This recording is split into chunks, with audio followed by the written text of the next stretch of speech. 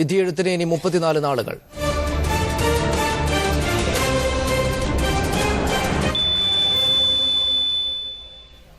Angamaly seat വിഷയത്തിൽ ഇടഞ്ഞുനിന്ന Kerala Congress Jacob group നേതാവ് ജോണി നെല്ലൂരിനെ അനുനയിപ്പിച്ച് യു ഡി എഫ് സെക്രട്ടറി സ്ഥാനത്തേക്ക് ജോണി നെല്ലൂരിനെ നിർദ്ദേശിക്കുമെന്ന് മുഖ്യമന്ത്രി ഉമ്മൻചാണ്ടി പറഞ്ഞു. സീറ്റ് വിഭജനത്തിൽ കെ എം മാണിക്കുണ്ടായ അതൃപ്തിയും പരിഹരിക്കാൻ മുഖ്യമന്ത്രി തന്നെ രംഗത്തിറങ്ങി.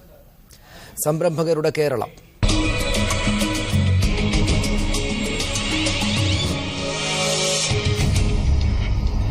കാടകൃഷിയിലെ കോഴിക്കോടൻ മാതൃകയാണ് മുക്കം സ്വദേശി പാറമ്മൽ ഷമീർ. പ്രതിവാരം 40,000-ലധികം കാടക്കുഞ്ഞുങ്ങളെയാണ് ഷമീറിന്റെ ഉടമസ്ഥതയിലുള്ള SPA ഹാച്ചറീസിൽ ഉൽപ്പാദിപ്പിക്കുന്നത്.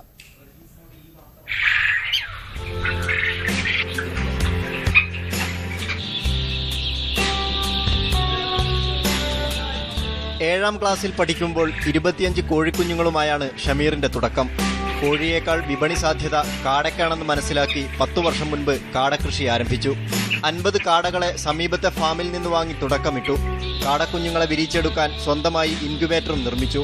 കാടക്കുഞ്ഞുങ്ങളെ കിട്ടാതായപ്പോഴാണ് ഇൻക്യുബേറ്റർ നിർമ്മിച്ചത്.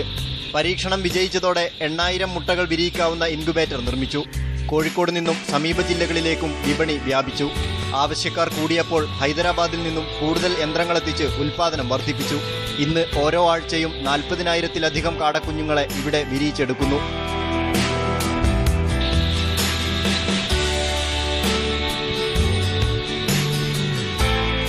മുട്ടക്കാടകളെ കൂടാതെ ഇറച്ചിക്കാവശ്യമായ കാടയും കോഴിയും ഉൽപ്പാദിപ്പിക്കുന്നു. 2 ഏക്കറിൽ വ്യാപിച്ചു കിടക്കുന്നതാണ് ഫാമും ഹാച്ചറിയും അടങ്ങുന്ന പ്രധാന യൂണിറ്റ്.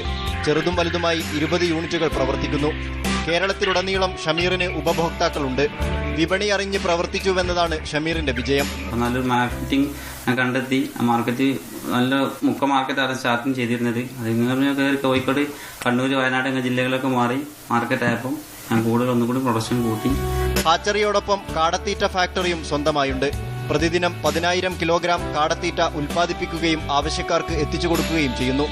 കാട ഉൽപാദനം വർദ്ധിപ്പിക്കുക, കാട ബ്രോസ്റ്റ് വിൽപ്പനയ്ക്കായി പ്രത്യേക ഔട്ട്ലെറ്റുകൾ ആരംഭിക്കുക എന്നിവയാണ് ഭാവി പദ്ധതികൾ. ഇപ്പൊ ഞാൻ ആഴ്ചക്ക് 40,000 പ്രൊഡക്ഷൻ ചെയ്യുന്നത്. അത് ഞാനത് 1,00,000 ആക്കാനുള്ള പരിപാടിയാണ്.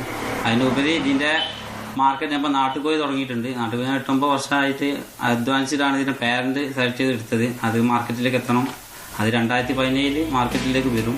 ഈ മേഖലയിലേക്ക് കടന്നുവരാൻ ആഗ്രഹിക്കുന്ന സംരംഭകർക്ക് മാർഗനിർദ്ദേശം നൽകാനും ഷമീർ തയ്യാറാണ്. മീഡിയ 1 കോഴിക്കോട്.